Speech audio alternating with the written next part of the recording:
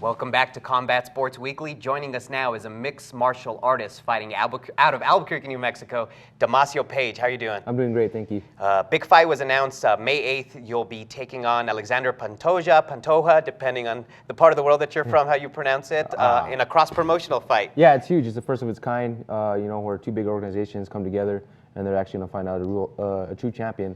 So it's going to be the AXS champion, so I think it's going to be great. It's going to be huge. I think a lot of organizations are going to catch on and try to do the same thing. Yeah, now the two promotions involved are Legacy, who you're currently the flyweight champion, and the RFA champion, which is Alexander.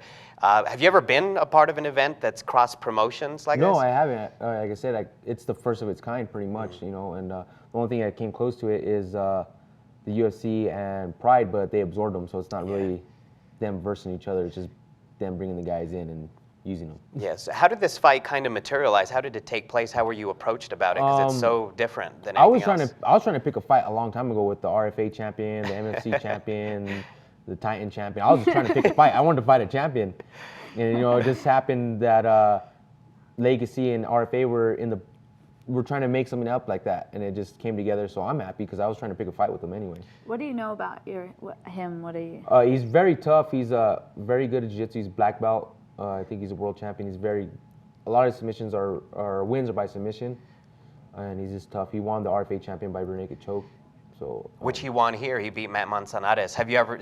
So did you see that fight by any chance? I did. Here in town? It was Manzanares gave him a real good fight in the first round. Kind of beat him up, and then Pohanta came in and took over in the second round and rear naked choked him. Yeah. Now this fight, what do you feel will do for you? I mean, you're still knocking on that UFC door. Do you hope that defeating the champion from another promotion will eventually knock that door down for you? I hope so. Right now I think I have the biggest advantage because I have the team behind me. I'm bigger, I'm stronger, I'm faster, and I have more experience than he does at the bigger shows. So I think he has a lot more. He's gonna have a lot more issues coming into the fight than I do. Yeah. Last year you defeated Brian Hall in what's probably one of the most memorable KOs of all time, probably the best KO that's ever happened here in New Mexico. Did you feel that was it? Like you said, you know what, I just knocked this guy out. My highlight has gone viral. Did you feel that? I thought it was. Everybody else thought it was. Everybody was like, all right, you know what? Then nothing came along with it. So I'm just like, let's keep on doing what I'm doing. I'm doing everything right now. I'm getting better and better and better. So it doesn't. I'm only getting more primed when the UFC comes and calls me. It's just, there's not going to be any mistakes going to be made when they make that call. Yeah. What do you feel is keeping you out? I mean, you've been dominating over the past year and a half. I think a lot of it was probably a performance issue. I think the UFC is probably worried that I'm going to have a performance issue because in the past I have, but a lot of them was because of injuries, big injuries, neck injuries, neck surgery, shoulder surgery. So, I'm not holding that against them, but I can understand as an organization, they're like, yeah, I'm very, very exciting, but they don't want me to bust as soon as I go in there. So I think they're just kind of filling it out, make sure I don't go down the same slope I did before. Yeah. But like I said, right now I'm bigger, I'm stronger, and faster. I have no injuries, so it's cool that you're saying positive about it because in a situation like that, there's people that are just that give up or go negative, and that's really cool and motivating as a fighter. Yeah. And this is something positive that can come out of it. You're getting better every single day, even if you're not getting the call that you want right now. Yeah, that's really cool. Early in my career, I had a steep learning curve, and then right about midway, I was knocking everybody out. I was ranked 5th in the world, and I kind of plateaued. And then I started having these injuries and stuff like that. And then after my surgeries and I got better, now my learning curve I think is steeper than it was when I first came in, just because of the hunger and where I want to be. Because I want to end my career on a high note. I want to end in the big show. I don't want to be jumping around smaller shows and saying if I could I woulda, no, I'm gonna go do it, and if I can't do it no more, then hopefully friends tell me I can't do it. Yeah. Now you spent some time with the UFC. You had three fights. Unfortunately, you came up short in those 3 fights. What did you learn from your time there, and what have you learned in your time since, kind of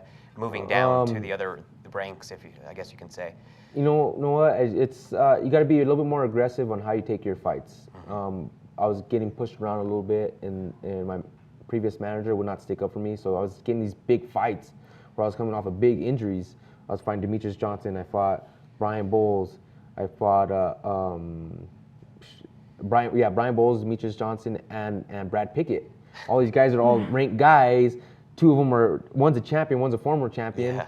all of them are ranked in the top 10, and I'm coming off from these big injuries where my manager says should have stepped aside and said, no, he had these big injuries, let's start him fresh again, let's build him up again. Right. And, you know, but I learned from that to Stick up for yourself. Stick up for myself, be real aggressive, and do what's right for yourself, not what That's cool everybody else because thinks. a lot of people don't take that into consideration. You know, you're a fighter, and that's what you do is you fight. And really, it's a business. It's not just, oh, yeah, of course, we're going to fight anybody. Yeah. But you need that somebody or yourself to be like, man, maybe that's not the fight right now. Yeah, you know, like I told people, I go, when I was younger, I'd fight anybody. But I'm older. Right. And I got to think for myself. You know, these short notice fights are for younger fighters. You know, being smart is an older fighter. It's like, all right, this is what I need to do. I need to strategically plan what I'm going to do, how I'm going to put everything together so I can still end up on top. When you're younger, you're just... It doesn't matter. You're kind of naive to everything. You're just like, I just want to be there. I want to be there. And luckily for me, when I did do that, it skyrocketed me to top rankings. But yet, I wasn't ready for that stardom yet. Yeah, we got a couple minutes left with you, but obviously the time you were with the UFC, you were at 135. You moved down to 125. How comfortable do you feel at this weight class, and how dominant do you feel you can be if you got that shot into the UFC again? I hate making weight. I hate it. You know what?